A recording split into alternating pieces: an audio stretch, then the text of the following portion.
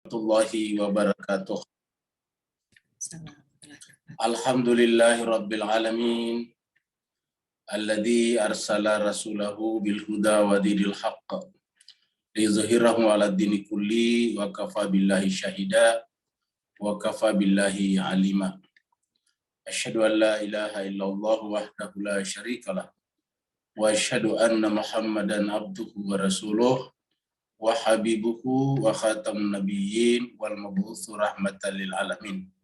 Allahumma salli ala habibina wa syafi'ina wa maulana Abil Qasimil Mustafa Muhammad. Allahumma salli ala Muhammad wa ali Muhammad. Allahumma salli ala Muhammad wa ali Muhammad. Allahumma salli ala Muhammad wa ali Muhammad. Wa ala alihi wa sahbihil mayaminal muntajabin. Ibu-ibu yang sama dimuliakan Allah Subhanahu wa taala, wabil khusus sahibul bait kita dan host kita Ibu Ira dan Ibu Widya.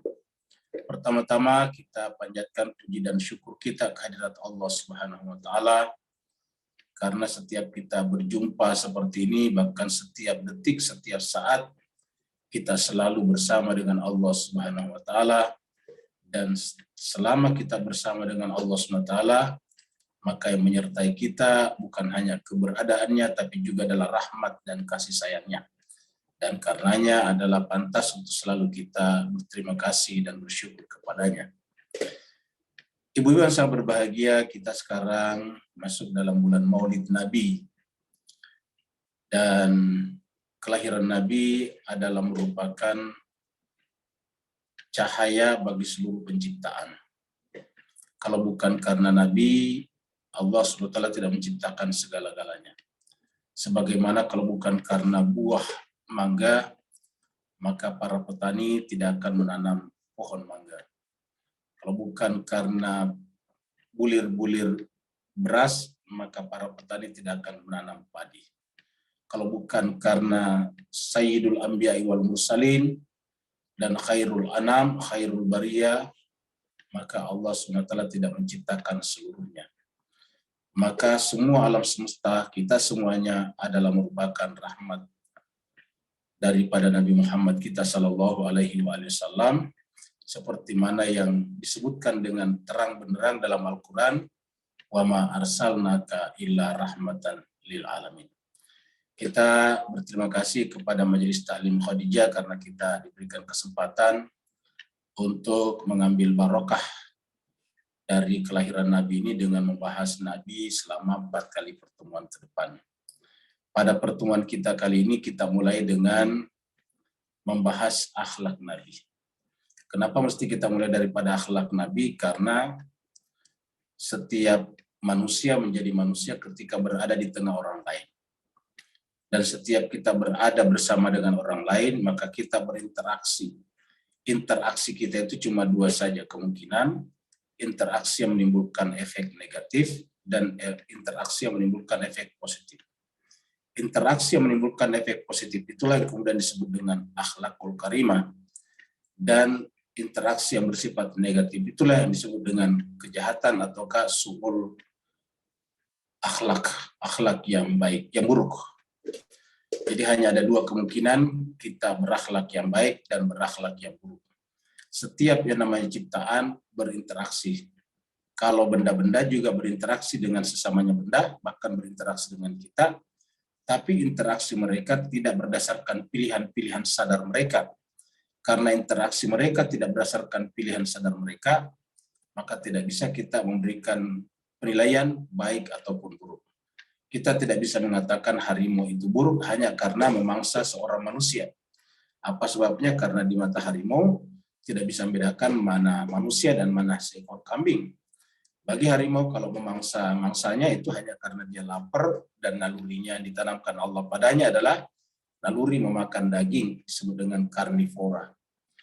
Dengan demikian juga sekalian berbahagia seluruh makhluk-makhluk selain daripada manusia di muka bumi ini tidak bisa dikenai penilaian baik atau buruk. Penilaian baik atau buruk hanya diberikan kepada manusia karena pilihan perbuatan manusia adalah pilihan sadar. Nah, jemaah sekalian berbahagia, ketika kita melakukan perbuatan baik itulah disebut dengan akhlakul karimah, maka interaksi kita dengan sesama cuma dua kemungkinan, akhlakul karimah atau akhlakus sayyi'ah, akhlak yang baik atau akhlak yang buruk. Kita tahu Nabi Muhammad kita diangkat jadi nabi pada umur 40 tahun. Nah, pertanyaannya, selama 40 tahun apa tidak berinteraksi dengan manusia? Jawabannya iya. Dan yang menentukan kenabiannya pada umur 40 tahun justru interaksinya dengan manusia selama 40 tahun pertama kehidupannya. Kalau seandainya interaksinya Nabi dengan selama 40 tahun pertama kehidupannya adalah buruk, tentu tidak akan mungkin diterima sebagai Nabi. Katakanlah misalnya Nabi biasa menipu orang, Muhammad biasa melanggar amanahnya kepada sesama, tentu tidak mungkin diterima sebagai Nabi pada umur 40 tahun. Jadi kita lihat bahwa penerimaan masyarakat pada saat itu setelah Nabi mendeklarasikan dirinya sebagai Nabi atas perintah Allah, itu karena Nabi telah berhasil berinteraksi dengan manusia sebelumnya dengan akhlakul karimah, dengan akhlak yang baik. Itulah sebabnya semua sifat-sifat Muhammad bin Abdullah sebelum diangkat jadi Nabi adalah sifat-sifat yang terkait dengan akhlak. Kita mengenal bahwa Muhammad sebelum diangkat jadi Nabi memiliki 4 sifat utama. Yang pertama misalnya siddiq, selalu berkata benar, itu adalah akhlak. Yang kedua adalah Nabi adalah bersifat tablik, komunikatif dengan orang lain. Kalau berkomunikasi dengan orang lain selalu tidak menyakiti orang. Tidak pernah terbukti dalam komunikasinya menggunakan kata-kata yang kasar, kata-kata yang menyakiti hati orang lain. Tidak pernah ada manusia, orang, bangsa Arab, individu yang melaporkan bahwa pernah disakiti oleh kata-kata Nabi sebelum Muhammad diangkat jadi Nabi. Kenapa? Karena Nabi adalah tablik, bersifat komunikatif. Kemudian yang ketiga, Nabi adalah bersifat amanah. Tidak pernah ada satupun orang yang ada di Mekah atau sekitarnya pada saat itu yang merasa pernah tertipu misalnya atau terperdaya oleh Muhammad bin Abdullah. Yang terakhir adalah fatonah, cerdas. Tidak pernah ada perbuatan-perbuatan Nabi ataukah tindakan ataukah keputusan Nabi yang terkait dengan orang lain dan komunitasnya yang misalnya menimbulkan blunder, bumerang. Tidak pernah. Selalu perbuatan Nabi menyelesaikan masalah dan karenanya disebut dengan amanah. Nah, jemaah sekalian sebagai 4 sifat-sifat utama ini adalah akhlak sebetulnya. Kenapa? Karena selama 40 tahun ya Nabi belum diperintahkan sholat 5 waktu. Belum melakukan perbuatan seperti puasa Ramadan dan seterusnya. Dengan demikian basis dasar Muhammad bin Abdullah diangkat jadi Nabi adalah akhlaknya. Nah, dari sini juga kita bisa lihat ibu-ibu sekalian bahwa dasar penerimaan masyarakat terhadap kita sebagai pembawa bendera agama Islam Muhammadi adalah juga pada akhlak kita. Itulah sebabnya pada kesempatan kali ini kita bicara tentang akhlak Nabi. Mari kita masuk ke screen untuk membicarakan akhlak ini. Dan akhlak ini adalah merupakan salah satu dari 4 rangkaian pertemuan kita selanjutnya. Yang judulnya atau yang tema besarnya ialah bahwa Muhammad itu atau Rasulullah itu adalah merupakan jalan menuju kepada kebahagiaan sejati. Jadi rasa-rasanya mustahil orang mencapai derajat kebahagiaan sejati kalau tidak melewati jalan yang ditempuh oleh Rasulullah Sallallahu Alaihi Wasallam. Mari kita masuk ke screen.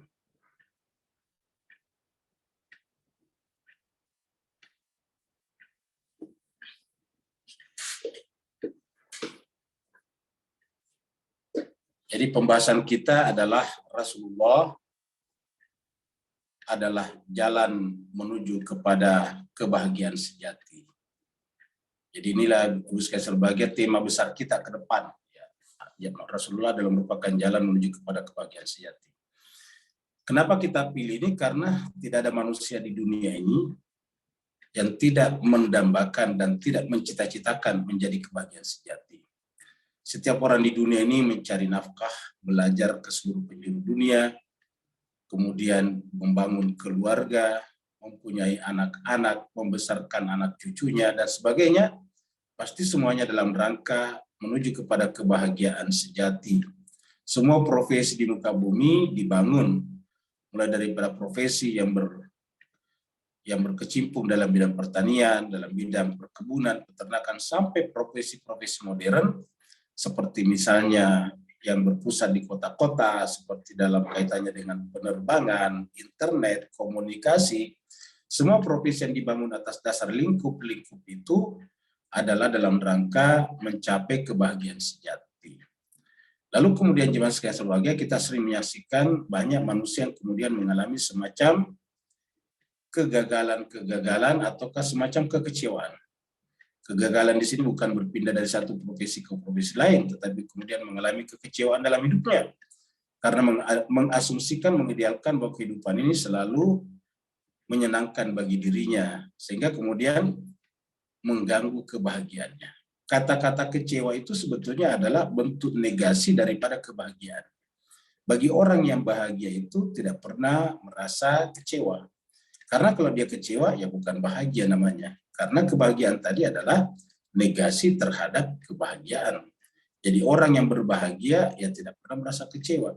Apa sebabnya? Karena orang berbahagia adalah orang yang telah mempersiapkan mentalnya, jiwanya, kalbunya, sukmanya, untuk menerima apapun yang terjadi dalam kehidupan, sepahit apapun. Bahkan kata sepahit apapun itu hanyalah terminologi kata, bahasa, yang digunakan oleh masyarakat umum. Tapi bagi mereka yang menjadi pemilik kebahagiaan, terminologi itu sebetulnya tidak ada. Seperti kata Bunda Zainab, mara'aitu illa jamila. Tidak ada lagi yang disaksikan kecuali keindahan. Kata-kata mara'aitu illa jamila, ini sebetulnya adalah bentuk zohir, bentuk pernyataan lisan daripada sukma yang merasakan kebahagiaan sejati. Jadi sukma atau jiwa yang merasakan kebahagiaan sejati, karena itu adalah milik privasi setiap orang, seandainya dibahasakan, dilisankan, maka kata-kata, kalimat yang keluar adalah mara'aitu illa jamila. Tidak ada lagi yang kusaksikan kecuali kebahagiaan atau keindahan. Kalau dia menyaksikan bukan keindahan, berarti menunjukkan bahwa yang bertahta, yang duduk di dalam singgasana jiwanya bukanlah kebahagiaan, tetapi kekecewaan. Mari kita menelusuri materi yang akan kita sampaikan pada kesempatan kali ini. Ini adalah pertemuan pertama kita. Pertemuan pertama kita judulnya adalah mendekati Nabi dengan akhlak yang mulia. Mendekati Nabi dengan akhlakul karimah. Dan kita tahu Nabi berkali-kali mengatakan innama buistu illa yutammima makarimal akhlak. Ini hadis ini kita sangat akrab, dan karena saking akrabnya kita tidak angkat lagi nanti dalam beberapa tampilan hadis kita. Kita mencari hadis yang belum, yang masih jarang kita dengarkan. Karena kata-kata innama buistu liyutammima makarimal akhlak atau qawma buistu illa liyutammima makarimal akhlak itu adalah sudah biasa, sudah sangat masyhur. Jadi kita mendekati Nabi dengan akhlak yang mulia. Artinya kita tidak bisa mendekat kepada Nabi kalau tidak dengan akhlak yang mulia. Artinya ibu sekalian, adalah sebuah imajinasi kosong apabila ada orang merasa dekat kepada Nabi, tetapi akhlaknya tidak didekatkan kepada akhlak Nabi. Jadi apa yang disebut dengan bertawassul kepada Nabi? Tawassul itu adalah bahasa batin, bahasa rohani. Bahasa ikhtiari kita adalah mendekatkan diri kepada akhlak Nabi. Nabi adalah patron, Nabi adalah role model kita. Nabi adalah pola kita untuk menjadi bahagia secara sejati. Nabi itu adalah pemilik kebahagiaan sejati. Seperti kita katakan tadi, kebahagiaan itu kan bersifat batin, bersifat rohani. Tidak bisa kita lihat, tidak bisa dijangkau oleh panca indera. Lalu bagaimana caranya kalau seandainya kebahagiaan itu diwujudkan dalam bentuk insan, manusia yang berjalan, berkata, dan berbuat? Maka insan itu adalah Muhammad bin Abdullah bin Abdul Muttalib sallallahu alaihi wasallam. Jadi kalau kita seandainya jiwa itu diwujud nyatakan, ya itulah Nabi Muhammad kita. Kita mulai dari beberapa ayat dulu. Ini adalah surat Az-Zukhruf. Surat 43 ayat 43 juga. Jadi gampang menghafalnya. Surat 43 ayatnya 43. Di sini Allah SWT berfirman, A'udzubillahi minasyaitonirrajim. Bismillahirrahmanirrahim. Fastamsik billadzi uhiya ilaika. Maka berpegang teguhlah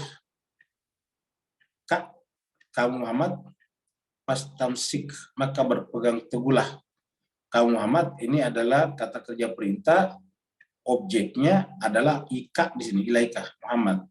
Ya, jadi di sini seperti tidak ada kata kamu, tapi kita tahu namanya perintah pasti untuk orang kedua. Maka fastamsik, siapa yang diperintah? Ya Nabi Muhammad. Maka Nabi saja, ibu-ibu sekalian kita lihat, diperintahkan untuk berpegang teguh. Fastamsik, berpegang teguhlah ini. Istamsik itu berpegang teguh. Fastamsik, berpegang teguhlah, berpegang kuatlah. Bi, kepada alladzi yang uhiya, apa saja yang diwahyukan ilaika kepada kamu. Kan berarti adalah Al-Quran. Ya. Jadi ini ada yang diwahyukan kan cuma satu, Al-Quran. Jadi kalau diterjemahkan di sini agama maksudnya Al-Quran. Karena yang diwahyukan kepada Nabi adalah Al-Quran. Jadi perlu kita sampaikan ibu sekalian bahwa Nabi itu adalah identik dengan Al-Quran. Jadi kalau kita tadi berbicara tentang akhlak Nabi, ya berarti akhlak Nabi adalah identik dengan Al-Quran itu sendiri. Jadi pada saat Nabi diangkat jadi Nabi, kenapa tidak terjadi conflicting dalam dirinya, tidak terjadi pertentangan? Ya karena jauh sebelum Nabi dilantik, diangkat, dijustifikasi sebagai Nabi, beliau sebetulnya sudah memiliki sifat kenabian. Kenapa? Karena jiwanya telah menjelma menjadi semacam Al-Quran yang berada dalam jiwanya. Atau jiwa manusia memang pada dasarnya adalah Al-Quran secara potensi. Maka kemudian ketika kita berbuat dan perbuatan yang benar, itu pasti sejalan dengan Al-Quran. Kenapa? Karena jiwa manusia adalah Al-Quran secara potensi, secara bibit, secara inherent. Maka setiap perbuatan manusia pasti berasal dari jiwanya, dan kalau itu benar-benar berasal dari jiwanya yang paling suci, yang paling bening, bukan dipengaruhi oleh hawa nafsunya ataukah kepentingan sesatnya, maka itu pasti sejalan dengan uhiya ilaika, apa yang diwahyukan kepadamu. Ya, makanya dikatakan fastamsik billadzi uhiya ilaika, berpegang teguhlah kepada apa yang diwahyukan kepadamu, innaka ala siratin mustaqim. Karena hanya dengan begitulah engkau berada di atas jalan yang lurus. Jadi tidak ada tanda, tidak ada indikasi, tidak ada gejala yang bisa kita baca bahwa orang itu berada di atas jalan yang lurus kalau tidak sejalan dengan uhiya ilaika yang diwahyukan kepada, yaitu Al-Quran. Jadi Nabi Muhammad menjadi nabi karena akhlaknya tadi yang intinya 4 tadi itu, mulai daripada tabligh, fatonah, amanah, dan siddiq, itu adalah sebetulnya terjelma daripada kitab suci yang ada secara potensi pada jiwanya. Ketika dia diangkat jadi nabi, maka Al-Quran yang ada secara potensi dalam jiwanya itu, lalu kemudian disuruh sampaikan secara lisan. Yang namanya potensi belum berbentuk lisan. Ketika disampaikan secara lisan, maka itu yang disebut dengan diwahyukan. Maka di dalam Al-Quran banyak sekali kata-kata kul, katakanlah Muhammad.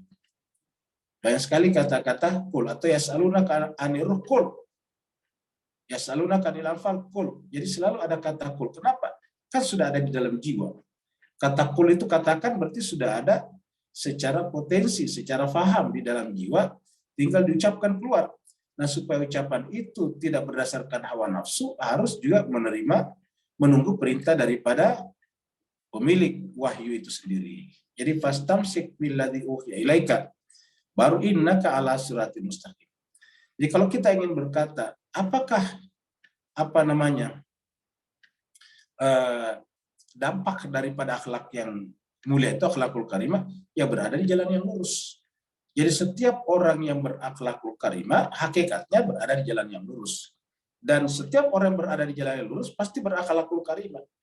Jadi kalau ada orang mengaku bahwa dia berada di jalan yang lurus, lalu kemudian tidak berakhlakul karimah, berarti hakikatnya tidak berada di jalan yang lurus.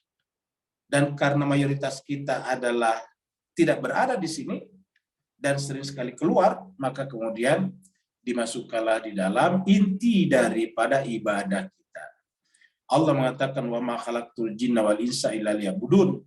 Tiadalah aku ciptakan jin dan manusia kecuali untuk beribadah kepadaku. Dan tiang tonggak ibadah itu adalah salat, dan tonggak salat itu adalah Al-Fatihah, dan tonggak Al-Fatihah itu adalah doa di akhir Al-Fatihah, ihdinas siratal mustaqim. Jadi ihdinas siratal mustaqim. Ya Allah beri hidayahlah, guide-lah saya untuk berada di atas jalan yang lurus. Bagaimana caranya? Ya harus fastamsik billati uhiya ila Muhammadin sallallahu alaihi wasallam. Jadi tidak bisa dikatakan ala siratal mustaqim kalau tidak fastamsik billati uhiya ila Muhammadin. Hanya dengan berpegang teguh kepada uhiya Muhammadin baru dikatakan sebagai siratal mustaqim, siratal mustaqim. Ya, jadi akhlak adalah perbuatan. Siratal mustaqim itu adalah merupakan jiwa, sedangkan uhiya ilaika adalah merupakan langit. Jadi langit, jiwa, dan perbuatan adalah satu garis lurus. Langit adalah Allah SWT, wahyu, kemudian jiwa kita adalah milik pribadi kita, dan perbuatan kita adalah interaksi kita dengan sesama. Nah, jadi ini disebut dengan siratin mustaqim. Jadi sekalian kata kuncinya di sini adalah dua. Itu pertama adalah uhiya, yang kedua adalah siratul mustaqim. Dan kesinilah kita harus berpegang teguh di sini. Mari kita lihat ayat selanjutnya. Ini kelanjutannya tadi. Tadi kan Az-Zukhruf surat 43 ayat 43 tadi, sekarang 44. Jadi fastamsik billadzi uhiya ilaika wa innaka ala siratal mustaqim wa innahu, sesungguhnya yang diwahyukan kepadamu, ini kembali kepada Al-Quran tadi, yaitu uhiya ilaika. Sesungguhnya uhiya ilaika, yang diwahyukan kepadamu Muhammad, itu Al-Quran, la dzikrun, benar-benar pelajaran, benar-benar mata kuliah, benar-benar pembelajaran, laka bagi kamu, wali kaumika bagi kaummu. Jadi perhatikan kata-katanya nih Ibu sekalian, kata kaknya ini kepada Nabi Muhammad, dan kemudian kaum muka ini adalah kita di sini, umatnya. Jadi artinya kalau kita ingin menjadi seperti Muhammad, ya yang mempersatukan kita, yang bisa menyamakan kita adalah ini. Saya kita katakan, kalau kita ingin mendeklarasikan keberikutan kita kepada Muhammad sebagai Rasul yang datang untuk menyempurnakan akhlak manusia, maka caranya cuma satu, yaitu mendeklarasikan diri kita ikut dengan kitab suci Al-Quran dengan benar. Karena jelas di sini dikatakan wa innahu, dan sesungguhnya kitab suci Al-Quran atau kabilladzi uhiya ilaika itu la dzikrun, benar-benar adalah merupakan textbook, merupakan pelajaran, merupakan mata kuliah, laka bagi kamu dan liqaumika. Jadi kamu dan kaum. Jadi kaknya Muhammad, kita di sini, maka yang menyatukan kita, yang mengikat kita adalah Al-Quran. Ibaratnya jemaah sekalian serbahagia, kalau kita menggambarkan lingkaran, kalau kita bikin lingkaran seperti ini adalah, katakanlah adalah lingkarannya Nabi Muhammad, ini adalah sang Nabi ya. Kalau kita ini adalah Nabi Muhammad, kan harusnya kita persis sama lingkaran ini. Kalau kita ingin persis seperti Nabi Muhammad, berarti NM Nabi Muhammad sama dengan kita, sama dengan kak kita, atau sama dengan saya misalnya. Tetapi karena kita belum bisa seperti ini, karena ini adalah insan kamil, maka jemaah sekalian berbahagia, kita ada di sini. Kita ada di sini. Kita ada di sini. Ya. Nah, jadi perhatikan ini Mas sekalian. Ya, ini adalah selisih ataukah apa namanya itu irisan. Ini namanya irisan dalam matematika. Ya, irisan itu adalah Al-Qur'an. Jadi kalau kita ingin seperti Nabi Muhammad seperti ini, ya. Ya, ini kita terlalu besar ini ya, anunya apa namanya? Terlalu besar lingkarannya. Ya, kita samain. Nah, jemaah sekalian, kalau kita ingin seperti ini, ya seperti Nabi Muhammad, ya kita harus sepenuhnya Al-Quran. Dan ini kan bagi kita rasa-rasanya masih susah sekali. Nah, ini dia nih. Kalau kita di sini kan berarti tidak ada yang sama sekali. Kalau di sini ada sedikit. Nah, apa yang menyamakan ini adalah kesamaan kita pada kitab suci tadi. Ya, jadi kalau kita gambarkan begini, inilah kesamaan kita dengan sang Nabi Muhammad kita Sallallahu Alaihi Wasallam. Ya, Nabi Muhammad sendiri adalah secara keseluruhan adalah kitab suci. Ini kitab suci. Jadi Nabi Muhammad adalah kitab suci yang berbicara. Nah, kita di sini kalau mau ke sini kitab suci, kita masuk ke wilayah kitab suci ini. Nah, sekarang kita manusia ini dua gerakannya. Ya, gerakannya ada yang ke sini, tapi ada juga gerakannya yang ke sini meninggalkan ini, ada seperti itu. Di gerakan kita adalah, jadi kita ini sebutkan ini adalah kita manusia lain ya selain Nabi Muhammad. Jadi kita di sini. Nah, jadi apa yang kita lakukan untuk menjadi seperti Nabi Muhammad? Menggerakkan diri kita ke sini. Kemana? Ini kitab suci. Dari mana kita tahu? Tadi surat Az-Zukhruf ayat 43. Ya, jadi kita lihat tadi sini. Ya. Ayat sebelumnya tadi mengatakan bahwa pastamsik, ya. Pastamsik billadzi uhiya ilaika, berpegang teguh kepada apa yang diwahyukan kepadamu, yaitu Al-Qur'an. Wa innaka ala suratin mustaqim, karena dengan begitu kamu bisa berada di atas jalan yang lurus. Loh, kenapa bisa Al-Qur'an membawa kita kepada jalan yang lurus? Karena ternyata dia adalah dzikrun, benar-benar pelajaran, benar-benar mata kuliah, benar-benar buku induk. Laka bagi kaum Muhammad, wali qaumika dan kaum. Jadi ini Nabi di sini, kita di sini disatukan oleh az-zikr tadi di sini. Jadi yang menyatukan kita di sini adalah ini. Wa innahu ladzikrul laka wa liqaumika. Dan apa kata Allah? Berkenaan dengan inilah kita diminta pertanggungjawaban nanti di akhirat. Wa saufa tus'alun. Jadi berkaitan dengan inilah kalian diminta pertanggungjawaban. Jadi pertanggungjawaban di akhirat, ibu-ibu sekalian, tidak di luar ini. Coba lihat, Mas. Pertanggungjawaban di akhirat itu berkaitan dengan ladzikrul laka, yaitu pelajaran yang datang dari Al-Qur'an tadi. Wa innahu, Al-Qur'an itu adalah dzikrun, dan atas dasar itulah wasaufa tus'alun. Semua pertanggungjawaban kita di akhirat, semua pertanyaan kita di akhirat itu berkaitan dengan itu.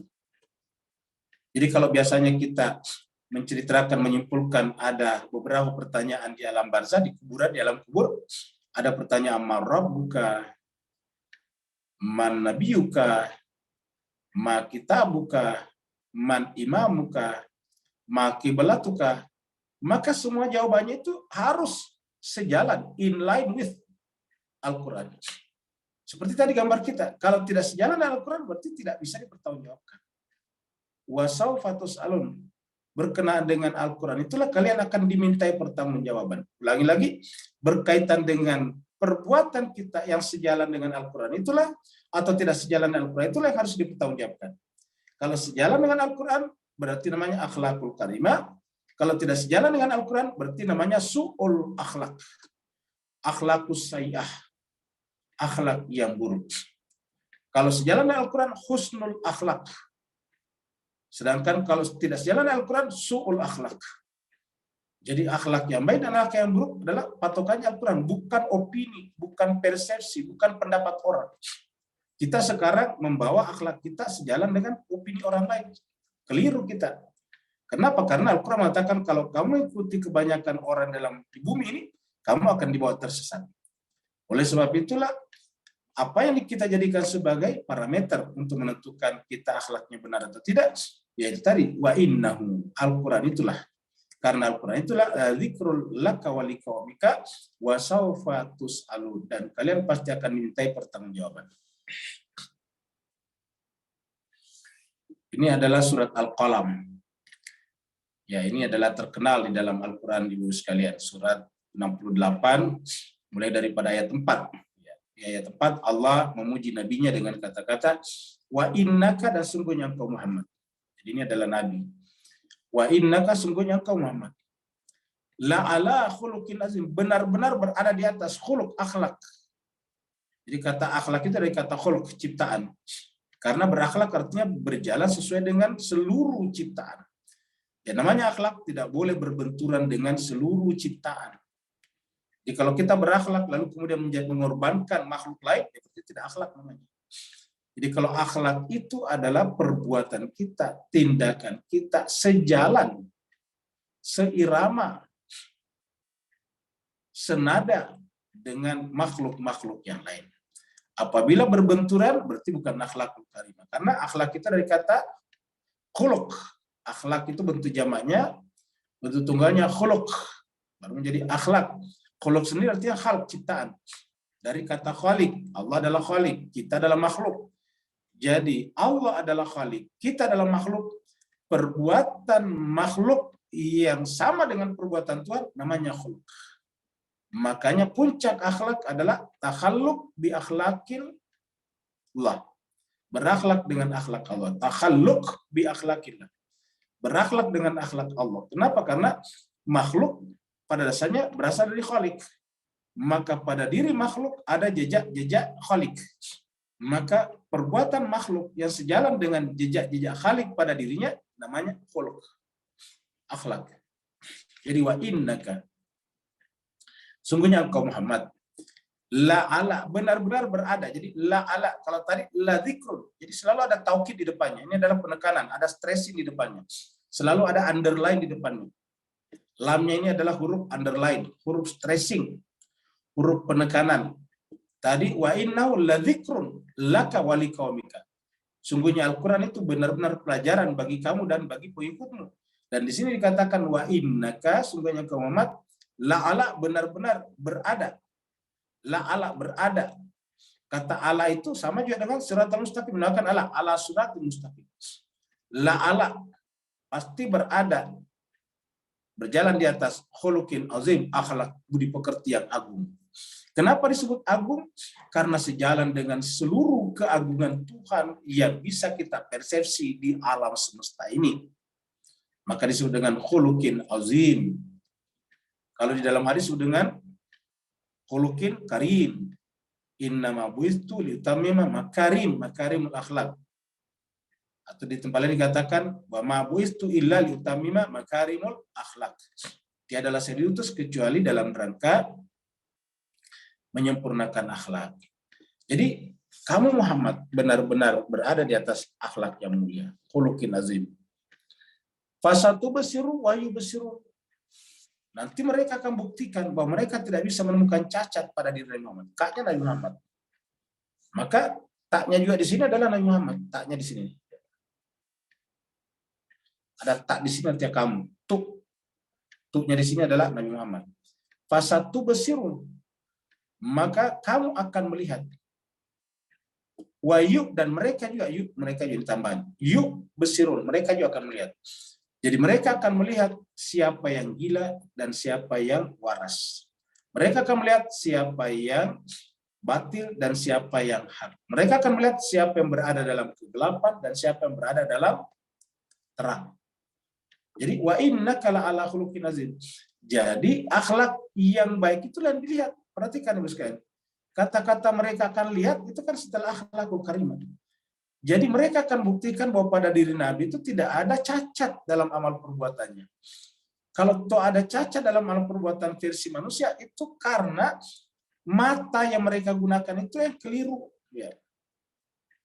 Maksudnya mata yang keliru tidak sesuai dengan fitrahnya. Tidak sesuai dengan naluri kemanusiaannya yang paling dalam.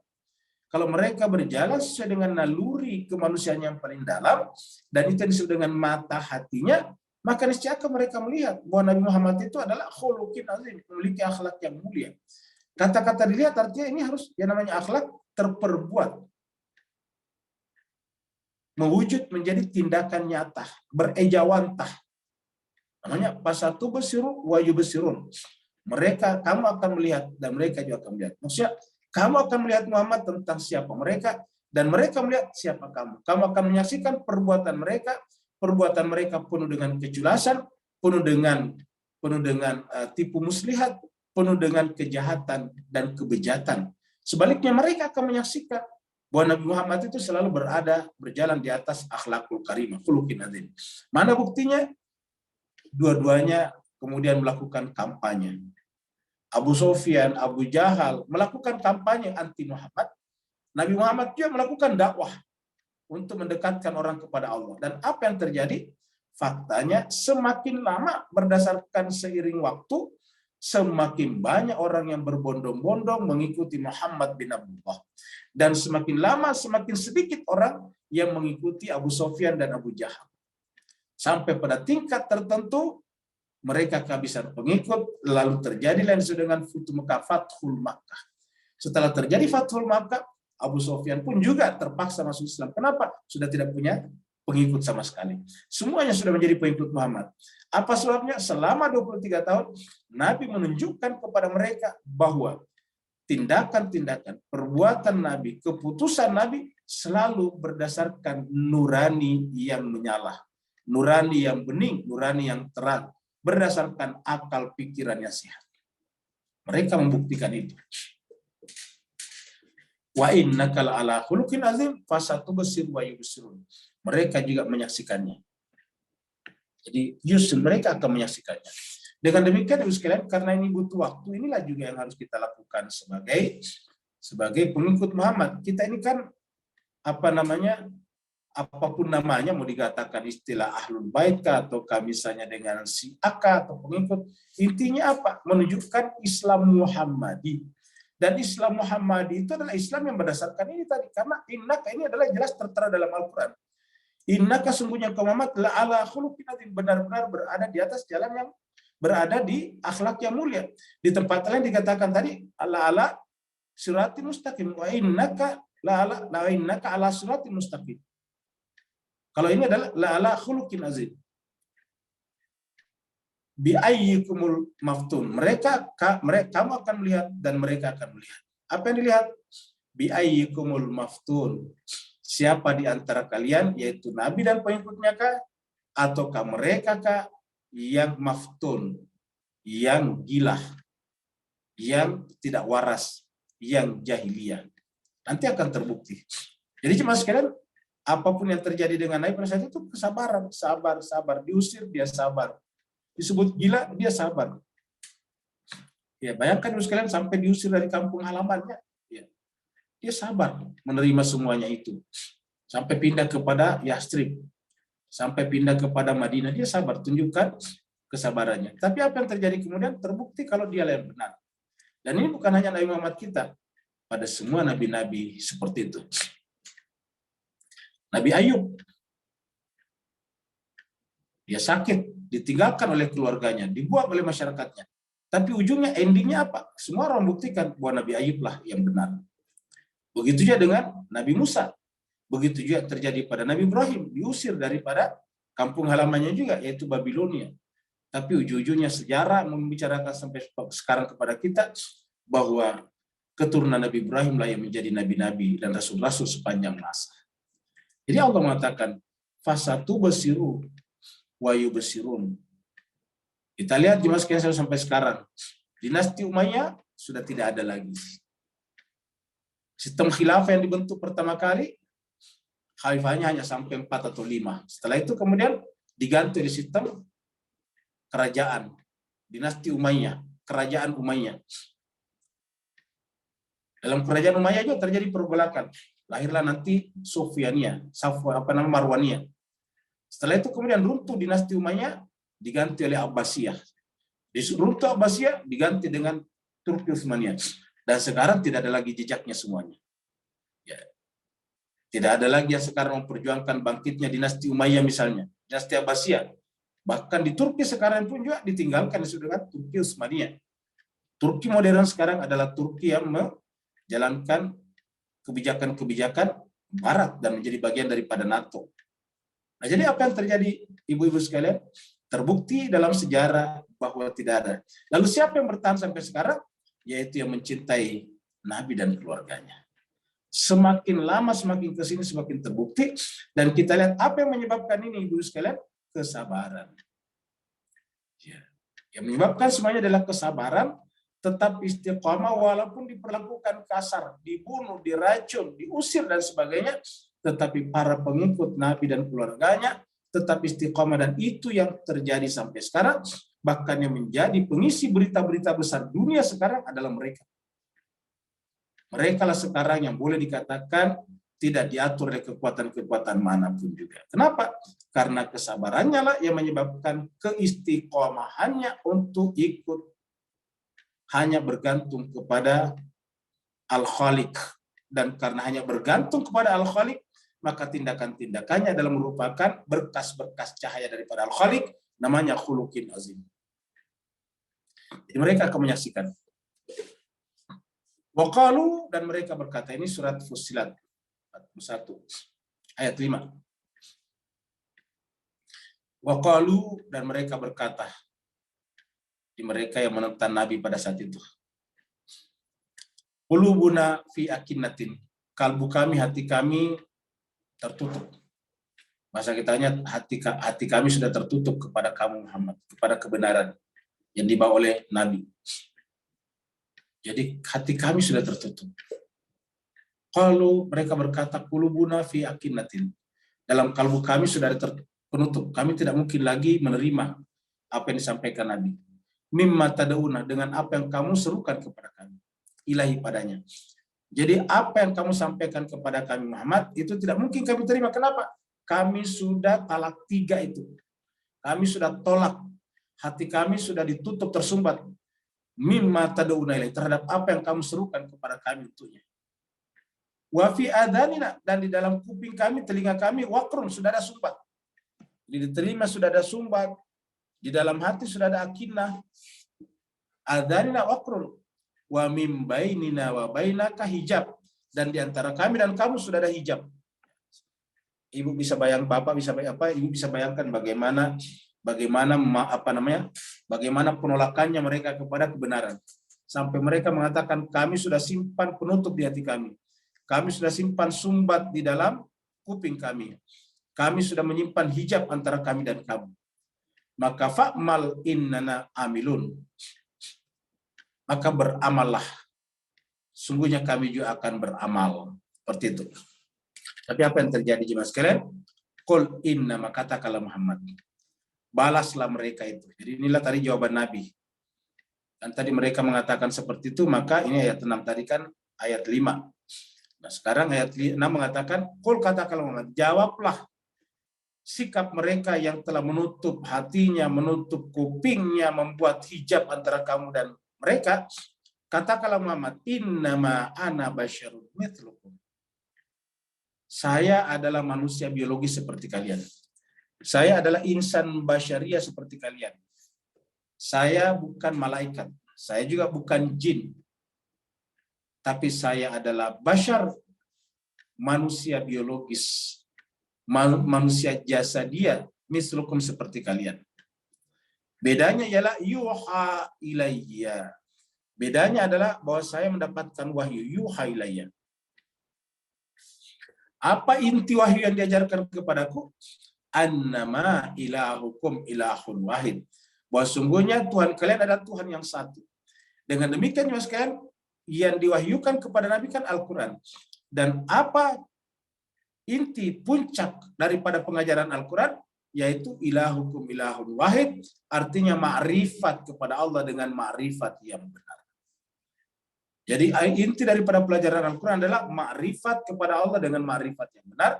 Maka akhlakul karimah berbanding lurus dengan ma'rifat kita kepada Allah. Ma'rifat kepada Allah berbanding lurus dengan pengetahuan kita kepada kitab suci Al-Quran. Tidak bisa kita ma'rifat kepada Allah tanpa melalui pengetahuan kitab suci ataukah pengetahuan kitabiyah Al-Quran. Dan tidak mungkin kita berakhlakul karimah kalau kita tidak berdasarkan wahyu yang diwahyukan. Maka inti daripada wahyu atau Al-Quran adalah ma'rifat kepada Allah, dan ma'rifat kepada Allah ketika tidak lagi memandang yang lain. Ketika tidak lagi menganggap yang lain itu ada. Ketika tidak menganggap lagi yang lain itu eksis. Satu-satunya yang ada, satu-satunya yang eksis, satu-satunya yang punya hakikat adalah Allah Subhanahu wa taala. Ilahukum ilahun wahid, hanya tunggal satu. Ilahukum ilahun wahid. Maka fastaqimu, berpegang teguhlah di situ, berdirilah di situ. Fastaqimu itu adalah berdiri, tetaplah. Fastaqimu ilaihi, maka istiqamalah menuju kepada yang satu itu. Ya. Kayuhlah sampan hidupmu menuju kepada yang satu itu. Arahkanlah biduk kehidupan menuju kepada yang tunggal itu. ila wahid itu. Wastaghfiruhu, dan setiap saat istighfarlah kepadanya. Seperti mana kalau kita memegang setir mobil, kita lihat kalau mobil kita setir itu di jalan biasa bergerak ke kanan atau bergerak ke kiri, maka bergerak ke kanan itu kalau kita biarkan akan membawa kita kepada jalur orang lain. Kalau kita membiarkan kendali kita ke kiri akan keluar dari jalanan, masuk ke pematang-pematang sawah. Maka menahan setir kendaraan untuk tidak ke kanan dan tidak ke kiri adalah istighfar. Berjalanlah dengan jalannya lurus dengan cara istighfar. Jangan sampai melenceng keluar daripada jalan itu. Wastaghfiruhu, istighfarlah selalu kepadanya. Dan siapa yang belum mencapai derajat ini, siapa yang belum mencapai derajat ma'rifat kepada Allah, ma'rifat kepada Allah itu hanya melihat satu saja, hanya Dia, yang lain itu hanyalah merupakan bayangannya saja. Siapa yang masih menganggap ada hakikat-hakikat lain selain daripada yang satu, pada dasarnya mereka masih syirik, masih masuk kategori syirik. Dan selama masih ada syirik dalam jiwanya, maka mengundang neraka wail. Wa wailul lil musyrikin. Diqul innama ana basyarum mislukum yuha ilayya annama ilahukum ilahun wahid fastaqimu ilaihi wastaghfiruhu wa wailul lil musyrikin. Jadi akhlaknya Nabi dari Al-Quran. Al-Quran adalah core-nya, intinya adalah ilahukum ilahun wahid. Nah, ketika kita cuma satu dalam diri kita, hanya Dia, maka seluruh perbuatan kita adalah merupakan manifestasi daripada kehadiran yang satu itu dalam jiwa kita. Dan ini yang disebut dengan berakhlak dengan akhlak Allah. Takhalluq bi akhlaqillah. Surat At-Tahrim ayat 1. Allah berfirman, ya ayyuhan nabi, wahai nabi. Ini adalah nabi di sini ditujukan disebutkan di dalam surat Al-Ahzab. Innallaha wa malaikatahu yusalluna 'alan nabi, nabi juga. Nah, di sini dipanggil adalah nabi juga. Ya ayyuhan nabi, lima tuharrimu ma ahallallahu laka. Wahai nabi, kenapa tuharrimu, engkau mengharamkan ma ahallallahu laka, apa yang Allah telah halalkan bagi kamu. Tabtagi mardata azwajika, hanya karena ingin menyenangkan istri-istri kamu. Jemaah sekalian, kita tidak ingin membatasi pembahasan kita pada istri di sini, Bapak sekalian. Ya. Apakah Nabi mengharamkan sesuatu yang halal? Tentu sebetulnya tidak. Tidak mungkin Nabi melanggar Al-Quran. Tapi kenapa ayat ini turun? Sederhana, ibu-ibu sekalian.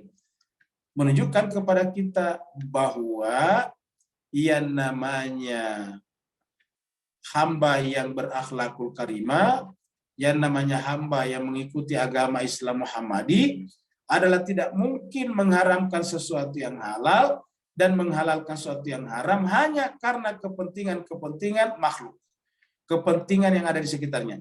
Jadi makanya kita katakan kita tidak batasi pada zaujika, tapi apa saja. Sering sekali kita mengharamkan sesuatu hanya untuk menyenangkan orang lain. Sering sekali kita menghalalkan sesuatu hanya karena ingin menyenangkan orang lain.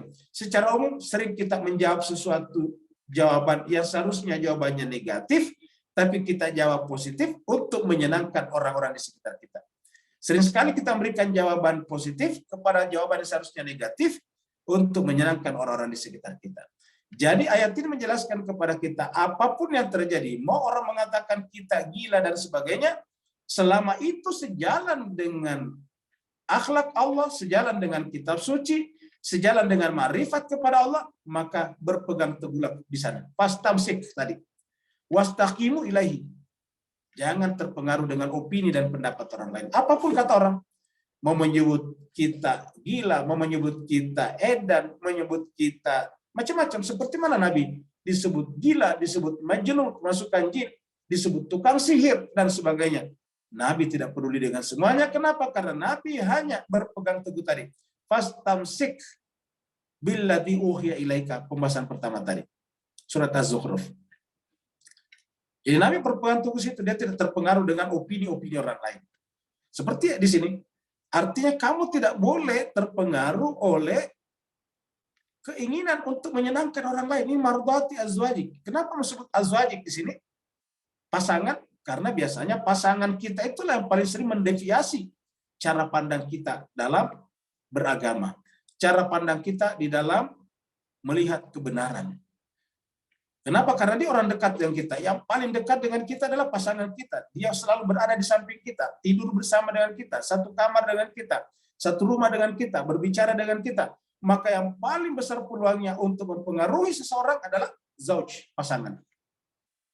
Maka ayat ini memberikan penekanan kepada kita, jangan sampai ya pendapat kamu tentang kebenaran diintervensi, didistorsikan oleh azwajik, pasangan kamu. Karena kalau itu yang terjadi, maka runtuhlah kebenaran dan keluarlah kamu daripada siratal mustaqim tadi. Jadi, tabtagi mardata azwajik. Tetapi kalau kemudian kita pernah mengalami itu dan kita menyadarinya, kembali lagi kepada jalan yang lurus seperti tadi setiran, maka wallahu ghafurur rahim. Ya. Tadi kan dikatakan fastaqimu ilai dan kemudian wastaghfiruhu. Wallahu ghafurur rahim. Allah Maha Pengampun lagi Maha Penyayang. Jadi ibu-ibu sekalian sebahagia, seperti inilah untuk menjadi akhlakul karimah. Surat Sad, surat 38 ayat 45. Wadkur, ceritakanlah ibadana hamba kami yang bernama Ibrahim, anaknya yang bernama Ishak, cucunya yang bernama Yakub. Yakub bin Ishak bin Ibrahim. Jadi tiga orang ini adalah nabi. Ibrahim sebagai ayah, Ishak sebagai anak, Yakub sebagai cucu daripada Ibrahim. Sehingga kalau kita tarik ke atas, Yakub bin Ishak bin Ibrahim. Sebutkanlah, ceritakanlah mereka.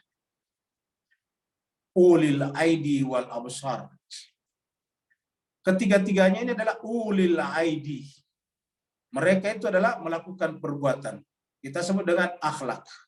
Al-aid itu kan perbuatan. Aid kekuatan. Kekuatannya dia pada akhlaknya. Al-aid ini secara harfiah kan tangan. Ya. Wal absar adalah pandangan. Diartikan dengan ilmu basirah. Jadi mereka ini diabadikan di dalam Al-Quran dan sampai sekarang peradaban dibangun oleh keturunannya Nabi Ibrahim adalah kenapa? Karena memiliki al-aid, kuat, berbuat, beraktivitas, berakhlak. Tapi pada saat yang sama, akhlaknya bukan akhlak sekedar menyenangkan orang lain, tapi berdasarkan pengetahuan yang besar, berdasarkan pengetahuan ma'rifahnya kepada Allah Subhanahu wa taala. Jadi inilah diberikan contoh, bukan yang lain.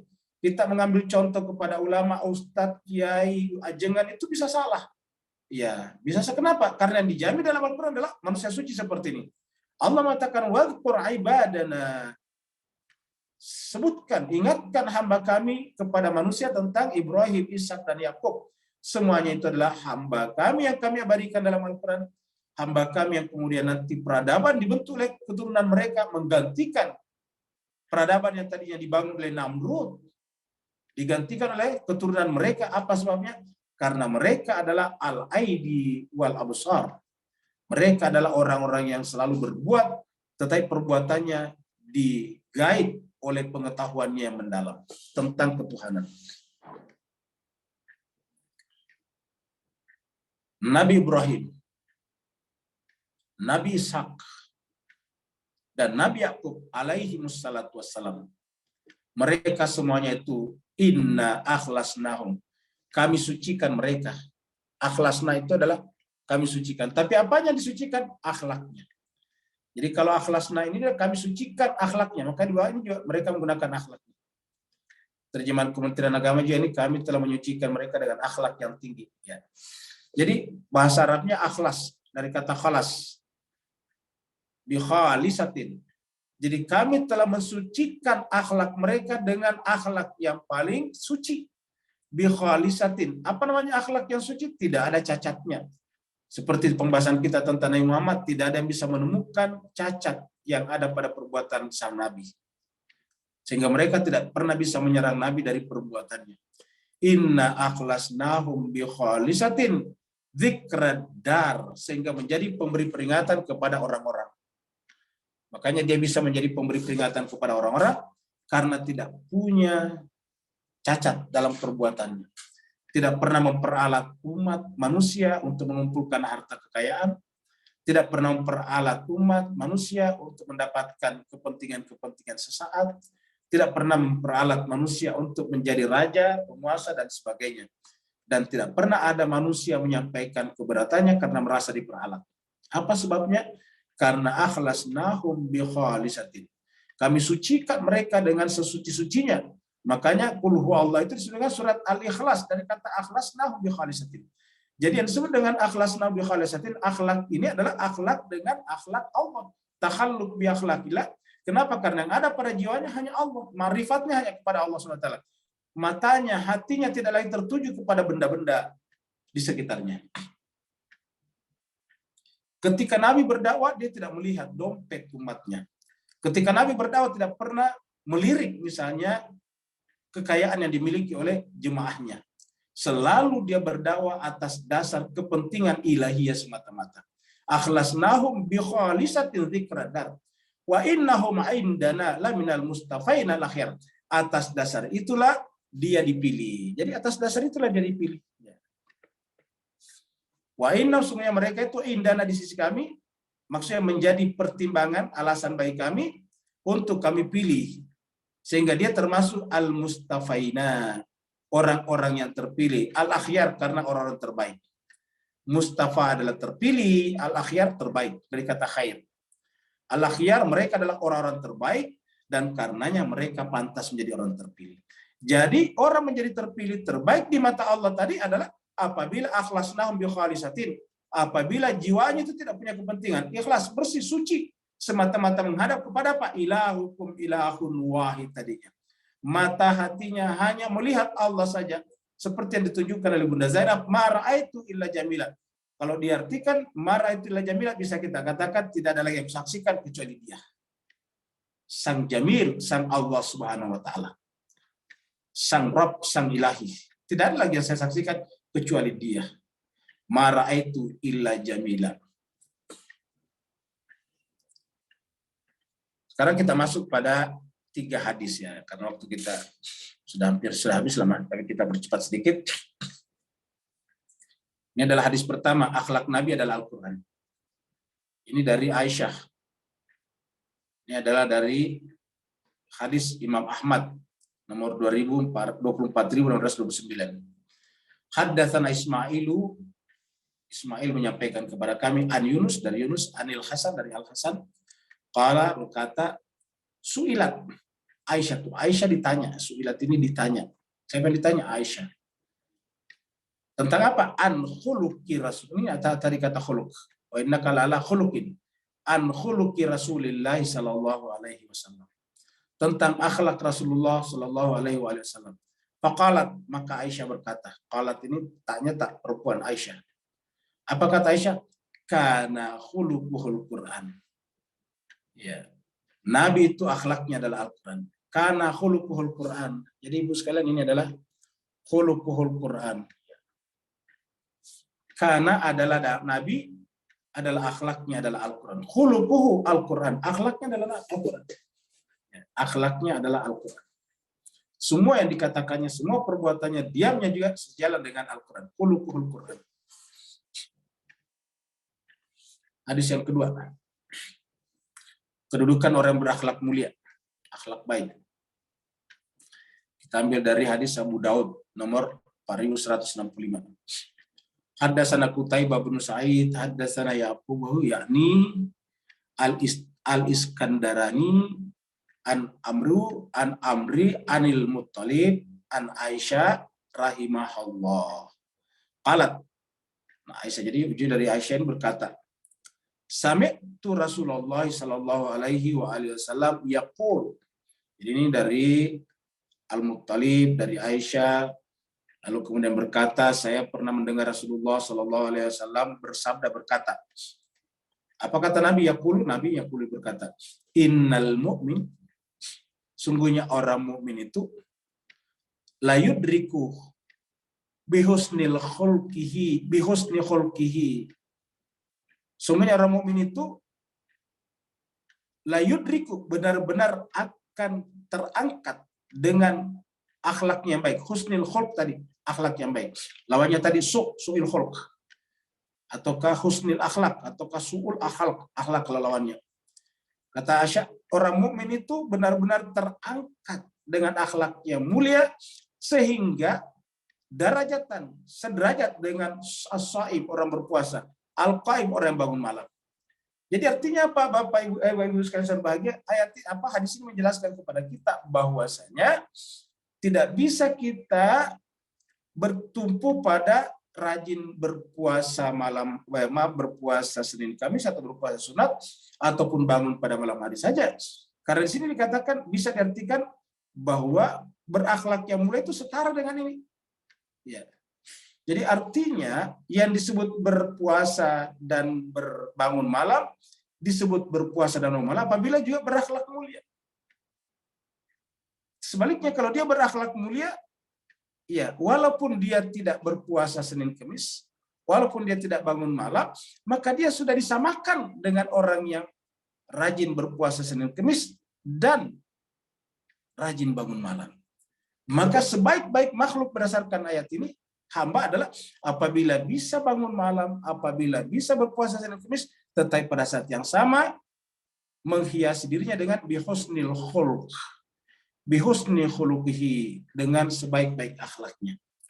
Jadi kedudukan orang berakhlak itu adalah sama dengan orang yang berpuasa siang, sama dengan orang yang bangun malam. Jadi kita selama ini kan hanya mengejar puasa dan bangun malam.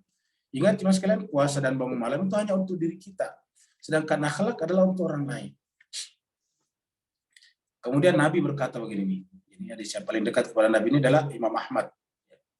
Haddatsana Muhammad bin Abi Adi an Daud an Makhul, kemudian an Abi Sa'labah al-Khushani qala. Jadi al-Khushani mengatakan Rasulullah SAW bersabda, qala Rasulullah SAW, inna ahabbakum ilayya, sesungguhnya orang yang paling aku cintai di antara kalian, wa akrabakum minni, dan paling dekat kepadaku fil akhirat, di akhirat nantinya, adalah mahasinukum akhlaqan. Jadi orang yang paling aku cintai dan yang paling dekat kedudukannya nanti dengan aku di akhirat adalah mahasinukum akhlaqan, yang paling baik akhlaknya di antara kalian. Nih, mahasinukum akhlaqan. Wa inna abghadakum, dan orang yang paling saya benci di antara kalian, abghadakum, yang paling saya tidak suka di antara kalian. Kata abghada itu benci. Orang yang paling saya benci di antara kalian, wa ab'adakum minni fil akhirat, dan paling jauh nanti dariku di akhirat adalah masawiyakum akhlakan, yang paling buruk akhlaknya. Jadi jadi Gus Kanser Baik, perhatikan kata-kata ini. Jadi tadi yang di atas adalah mahasin akhlak. Yang di bawah sini adalah masawi, yang paling buruk. Jadi yang paling aku cinta di antara kalian, yang paling dekat kedudukannya nanti dengan aku di akhirat adalah mahasinukum akhlakan, yang paling baik akhlaknya.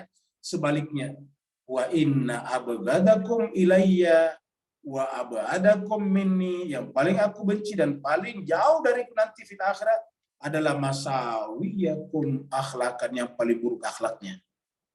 Apa yang disebut dengan paling buruk akhlaknya? As-sarsarun, suka bicara, kerjanya ngomong kemana-mana. Ya. Awalnya mungkin cuma membicarakan pengalaman-pengalaman keseharian, lama-lama menggibah, mentajasus orang lain.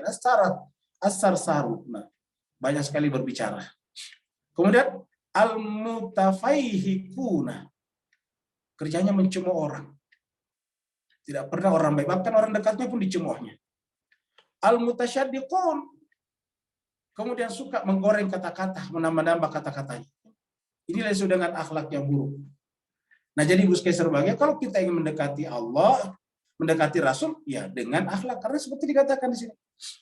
Seperti judul kita, untuk mendekati Rasul ya dengan akhlak. Karena Allah mengatakan, Rasul mengatakan, inna ahabbakum ilayya wa akrabakum minni fil akhirah mahasinukum akhlakan, yang paling aku cintai dan paling dekat nanti kedudukannya denganku di akhirat adalah yang paling baik akhlaknya. Sebaliknya yang paling aku benci di antara kalian dan paling jauh nanti kedudukannya denganku di akhirat adalah masawiyakum akhlakan yang paling buruk akhlaknya, yaitu kerjanya banyak berbicara, mencemooh orang, kemudian menambah-nambah kata-kata yang tidak semestinya. Mudah-mudahan ibu sekalian, dengan pertemuan pertama dan dalam rangka Maulid Nabi ini, kita semuanya mendapatkan keberkahan dan kelapangan dada dari Allah SWT untuk belajar daripada kitab sucinya, karena tadi kitab suci adalah merupakan akhlak Nabi, dan untuk ma'rifat kepada Allah tidak ada jalan kecuali juga dengan kitab suci. Terima kasih banyak. Walaupun minkum yang mau bertanya, dipersilakan. Silakan ibu-ibu, bapak-bapak yang ingin bertanya, silakan. Ini di chat room ada pertanyaan dari Mbak Yasani, Ustaz. Oh ya. Iya. Assalamualaikum Ustaz, izin tanya, Sandi masih suka lupa kepada Allah jika sedang menghadapi fenomena-fenomena di alam tampak. Artinya ego saya masih sangat tebal ya Pak Ustadz. Untuk bisa segera switch untuk kembali sadar ingat kepada Allah, bagaimana caranya Ustadz? Mohon bimbingan katanya. Caranya cuma satu, jangan pernah alpa belajar Al-Quran. Kita ada tadabbur Al-Quran, jangan pernah lupa. Karena kalau kita sering lupa, itu berbanding lurus dengan ma'rifat kita kepada Allah. Sedangkan ma'rifat kepada Allah berbanding lurus dengan pengetahuan kitab suci kita. Lagi-lagi, kalau kita sering lupa kepada Allah, menunjukkan bahwa itu adalah tingkat ma'rifat kita masih rendah. Sedangkan tingkat ma'rifat kita itu berbanding lurus dengan pengetahuan kitab suci kita. Ingat, bukan bacaan loh ya, tetapi pengetahuan. Selama ini kan kita sudah diajarkan baca Al-Quran 1 hari 1 juz. Sudah benar. Tetapi tidak berhenti di situ. Kita sudah sering mengatakan, apalagi di kalangan Ahlul Bait, punya pengalaman pahit dengan orang yang hafal Al-Quran. Abdurrahman ibn Muljam diceritakan hafal Al-Quran. Tetapi membunuh Imam Ali, dan sekarang terbukti di Saudi itu paling banyak orang hafal Al-Quran. Tapi mereka tidak pernah mengecam rajanya, menyerang saudara muslimnya di Yaman. Coba kita lihat. Ya. Terus itu Al-Quran yang dibaca kemana? Nah, dengan demikian Al-Quran itu bukan penekannya pada hafalan, tapi tadabbur. Dalam Al-Quran Tuhan berkata, afala yatadabbarun Al-Quran. Kenapa mereka tidak mentadabburi Al-Quran? Dan kalau ada yang tidak mentadabburi Al-Quran, maka qulubuhum akfaluha, pasti hatinya lalai. Nah, itu tadi, lahirlah lupa tadi. Qulubuhum akfal itu lalai. Jadi apabila kita lalai, maka tidak mungkin kita mentadabburi Al-Quran. Jadi oleh sebab itulah jawabannya sederhana. Ya, kita memperbanyak tadabbur Al-Quran. Cuma memang mohon maaf ibu-ibu sekalian, kita ini selalu ingin mencari jalan pintas saja. Seakan-akan bisa diselesaikan dengan baca doa-doa tertentu. Ya. Bahwa membaca doa tertentu bagus, terutama kalau kita mengerti isinya, karena doa-doa itu kan ada pesan-pesan ilahiyah di dalamnya, ada pesan-pesan tauhid di dalamnya. Tapi kalau doa juga kita tidak tahu isinya, kitab suci juga kita hafal dan baca setiap hari one juz odoj, tetapi tidak pernah ditadaburi, ya tetap kita tidak membawa kemana-mana. Ya oleh sebab itulah, maka yang tidak kalah pentingnya adalah mentadaburi Al-Quran. Kita ulangi lagi, mentadaburi Al-Quran. Kata Ayatullah Bahjat, tidak ada tanda orang itu menanti imam zaman kalau tidak mempelajari Al-Quran dengan sungguh-sungguh. Karena imam zaman datang adalah merupakan pasangan sempurna daripada Al-Quran. Berarti menanti imam zaman pada dasarnya merindukan kebenaran Al-Quran. Dan bukti kita merindukan adalah selalu ingin bersama dengan. Berikutnya lagi dari... Ini ada sambungan dari Mbak Yasani. Oh ada ya? Ya. Makna kualitasnya setara ya Pak Ustadz? Maksudnya makna kualitas yang mana nih Mbak Yasani ini? Makna kualitasnya setara. Ya. Ya, mas kualitas apa ini ya? Nggak ngerti juga ya. Jadi kesimpulannya setara, kalau artinya kalau kita lalai, berarti kan kita jauh daripada ma'rifat kepada Allah. Jadi kalau setara seperti ya, artinya bahwa kenapa Nabi itu tidak pernah lupa? Ya karena Nabi adalah jelmaan sempurna daripada kitab suci. Nabi adalah juga jelmaan sempurna daripada ma'rifatullah. Jadi ma'rifatnya Nabi kepada Allah itu sempurna sebagaimana sempurnanya kitab suci pada dirinya. Dan karenanya tidak mungkin lupa. Jadi kalau ada orang mengatakan bahwa Nabi biasa lupa, itu pasti pernyataan yang keliru. Seperti itu Mbak Sania. Berikutnya dari Vera Diania.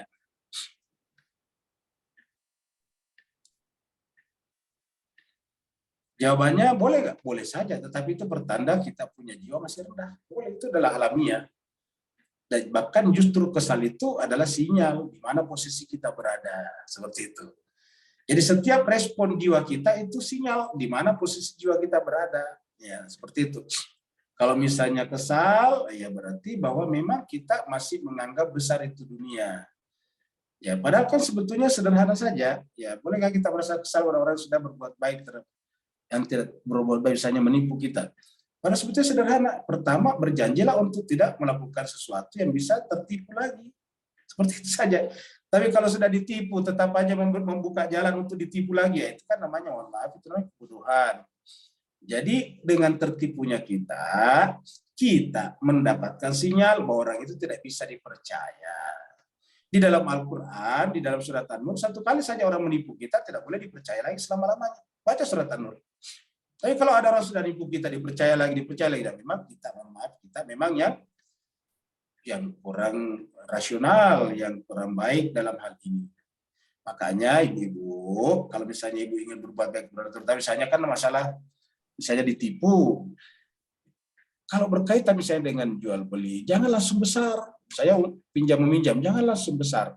Belajarlah dari bank. Orang kalau bank itu tidak mungkin langsung dikasih banyak, dikasih sedikit-sedikit dulu. Terbukti dia bagus, baru tambah naikkan, kira-kira begitu. Belum apa-apa kasih banyak, kena tipu, ya korbannya ruginya juga banyak.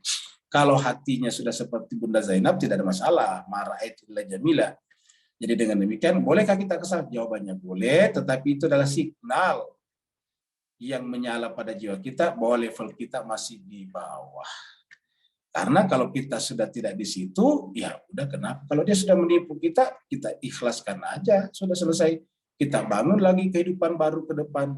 Kita ikhlaskan itu, karena memang mungkin kualitasnya dia juga masih di situ. Ya kita ikhlaskan, kasih saja. Toh sebanyak-banyaknya yang dia tipukan kita tidak mungkin sebesar bumi. Bahkan seandainya kita punya sebesar bumi pun juga tidak bisa kita gunakan untuk menembus diri kita di akhirat. Jadi tetap tidak ada apa-apanya. Tetap semuanya tidak bernilai apa-apa di hadapan Allah Subhanahu wa Ta'ala. Jadi saya kira sebaiknya kalau ditanya bagaimana menyikapinya, ya udahlah, ikhlaskan saja. Kalau ibu menempuh jalur hukum boleh juga, dibolehkan, tetapi nanti menjadi panjang nanti korbannya, karena kalau kita menempuh jalur hukum kan pasti ada pengorbanan lagi di sana. Ya, harus buang keluar, mondar-mandir ke kantor polisi, mondar-mandir ke pengadilan nantinya, belum tentu dapat semuanya juga ya. Tapi secara hukum agama boleh. Nah, cuma bagi mereka-mereka yang hatinya sudah kembali kepada Allah, tentu tidak akan mau membuang-buang waktunya di dunia ini hanya untuk kepentingan-kepentingan sifatnya, tidak mendekatkannya kepada Allah Subhanahu wa Ta'ala. Kemudian, Afwan Ustadz, kameranya masih off Ustadz. Oh, kamera saya. Ya, jadi baik, kita masuk lagi tadi ke Iya, dari Pak Burhan Ustadz. Dari Pak Burhan ya. Ya, bisikan, bisakah beri pencerahan di dalam kondisi yang amat teraniaya dan kesulitan? Keindahan apakah yang dilihat oleh Bunda Zainab? Karena kita sudah sampaikan bahwa bagi mereka yang sudah mencapai ma'rifat kepada Allah, kan tidak ada lagi yang punya sesuatu selain daripada Allah. Tidak ada lagi hakikat kecuali daripada Allah Subhanahu wa Ta'ala. Maka semua kejadian-kejadian yang kita saksikan itu seperti menyaksikan bergerak-geraknya bayangan.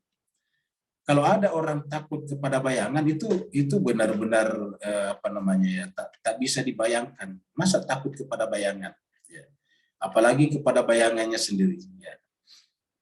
Jadi kalau ada orang takut kepada bayangan, itu penyakit jiwa yang paling kronis. Ya, sebetulnya kenapa? Masa bayangannya sendiri takutin?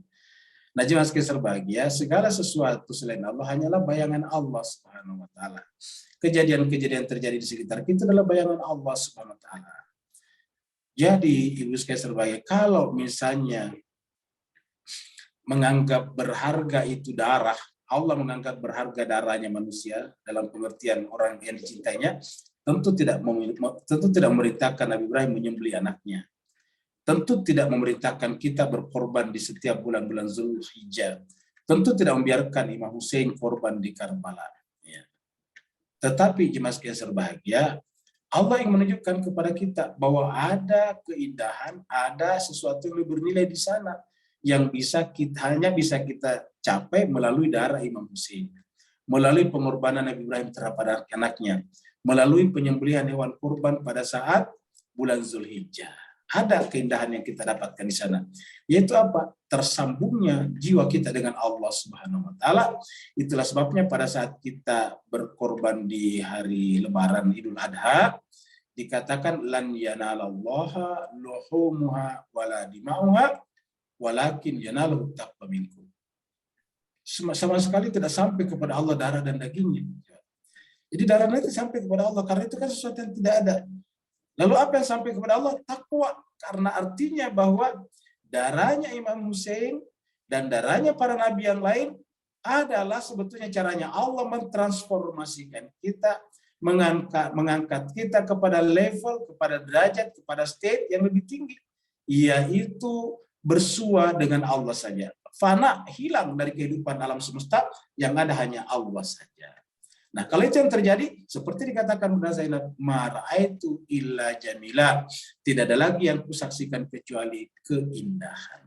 Jadi keindahan yang dimaksud itu tidak ada yang disaksikan kecuali hanya Allah saja. Ya, seperti itu. Terima kasih, Ustaz. Ya. Ya, apa masih ada ibu-ibu bapak yang mau bertanya? Ya, sambil menunggu Ustadz, ini saya tertarik sama pernyataan Ustadz tadi yang Rasulullah adalah jiwa yang diwujud nyatakan. Jadi jiwa manusia adalah Al-Quran secara potensi. Nah ini jika kita kaitkan sama jiwa manusia, ya maksudnya yang misalnya dia sekarang ini ateis gitu Ustadz, jadi tidak percaya gitu sama Al-Quran, terlebih dengan Allah, itu gimana Ustadz korelasinya dengan pernyataan ini Ustadz? Terima kasih. Jadi orang yang ateis itu juga adalah jelmaan dari fitrahnya, cuma belum sempurna. Kan namanya potensi, belum sempurna tumbuhnya. Kita tidak bisa sampai kepada hakikat tauhid kalau tidak ateis dulu. Ya, kan kita tidak bisa mengatakan illallah kalau tidak la ilah dulu. Ya. La ilah itu adalah teis, illallah teis. Jadi gitu. Jadi berdasarkan kata la ilaha illallah, kita tidak bisa mencapai derajat teisme sejati kalau kita tidak menjadi ateis dulu. Ya. Kan kata la tidak boleh ada Tuhan, ya kan begitu. Perjalanannya mereka salahnya hanya berhenti di situ. Ya. Adakah di antara para ateis itu yang terus berjalan? Ada. Contoh yang paling gampang kita angkat adalah Roger Garaudi. Roger Garaudi bisa searching di Google. Roger Garaudi itu adalah guru besar filsafat di Sorbonne University, Prancis. Ya, dia adalah mantan ketua Partai Komunis Prancis. Ya. Pernah menjadi anggota parlemen mewakili Partai Komunis di Prancis. Pernah ateis selama 36 atau 32 tahun, bayangkan. Tetapi karena tidak pernah berhenti berjalan, akhirnya menemukan bahwa ajaran Ibrahim, tauhid Ibrahim itu adalah ajaran yang paling sempurna. Akhirnya dia masuk Islam. Coba kita lihat. Seorang guru besar, seorang aktivis. Dia lahir dari keluarga Katolik, kemudian masuk Protestan, balik Katolik lagi, tidak puas menjadi ateis selama 32 tahun. Tapi karena belajar terus-menerus akhirnya menjadi Islam. Seperti itu. Jadi sebetulnya itu adalah bagian daripada perjalanan. Seperti itu. Tidak bisa kita sampai kepada illallah kalau tidak la ilaha. Nah, la ilaha itu ateis sebetulnya. Semua teis-teis yang lain harus kita tolak. Ya. Baru kemudian terbukti hanya satu teo, ya, hanya satu teo yang benar-benar hakikat, yaitu adalah yang tidak pernah terkena perubahan. Seperti kata seorang filosof Jerman juga, yaitu Nietzsche, mengatakan bahwa selama dia berubah, maka dia tidak ada. Tapi kalau dia ada, berarti dia tidak mungkin berubah. Ya, Masya Allah. Terima kasih banyak Ustadz. Ya, masih ada lagi nggak ibu-ibu yang bertanya? Silakan dinyalakan mic-nya.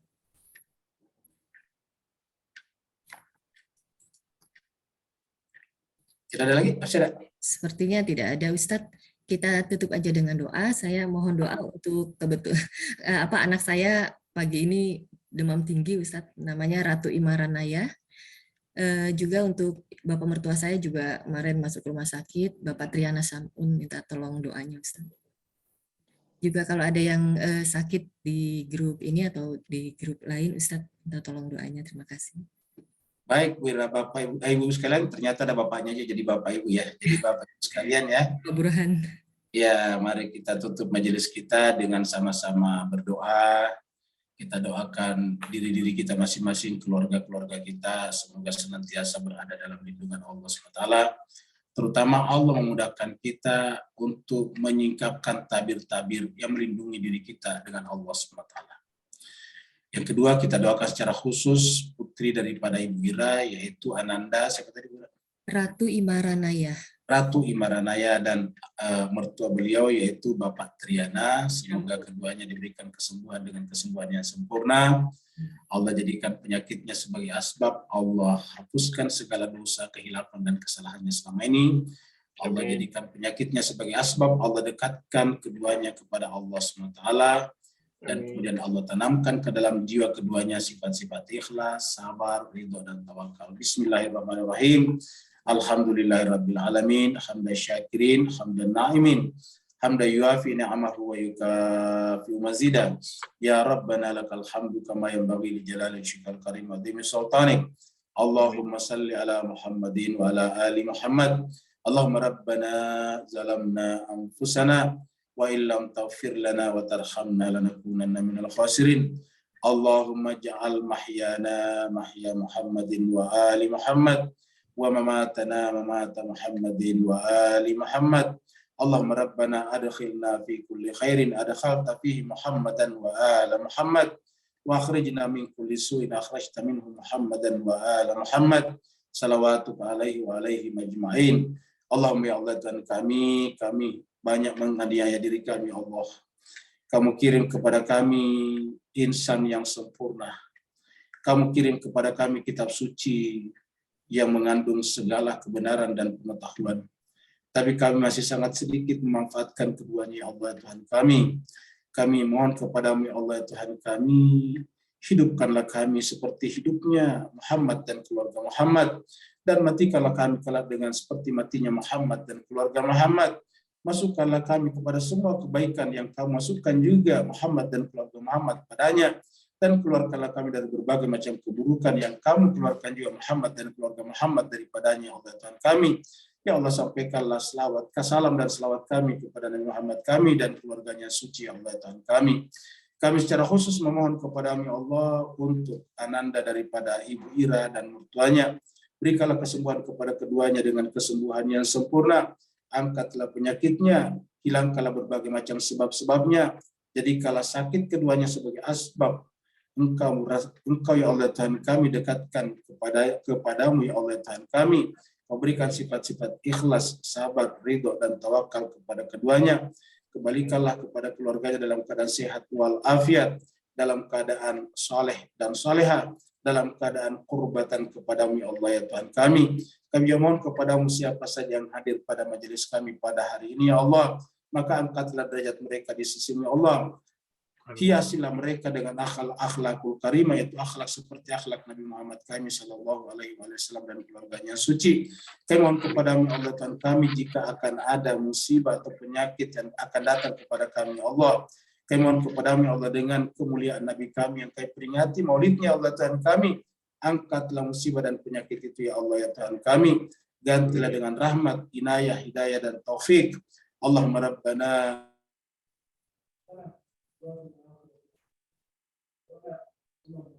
di dunia hasanah wa fil akhirati hasanah taqabbal minna innaka antas samiul alim wa tub alaina innaka antat tawwabur rahim wa sallallahu ala sayyidina Muhammad subhana rabbika rabbil izzati amma yasifun wa salamun alal mursalin walhamdulillahi rabbil alamin wa afu minkum wassalamualaikum warahmatullahi taala wabarakatuh. Waalaikumsalam. Terima kasih kepada Ustaz Lutfi yang sudah memberikan pencerahan pada pagi hari ini. Insya Allah kita akan ketemu lagi di pertemuan kedua, insya Allah 2 minggu lagi. Kami akan share undangannya di grup-grup. Dan terima kasih juga kepada bapak-bapak dan ibu-ibu yang sudah hadir pada pagi hari ini. Insya Allah semuanya adalah keberkahan. Amin. Amin. Ya Rabbal Alamin. Amin. Terima kasih Terima Ustaz. kasih, Ra. Assalamualaikum warahmatullahi Terima wabarakatuh. kasih, Ustaz. Ya, Terima kasih, Ra. Mbak Semua. Ya. Lydia. Terima kasih Pak Ustadz. Assalamualaikum Terima kasih, warahmatullahi wabarakatuh.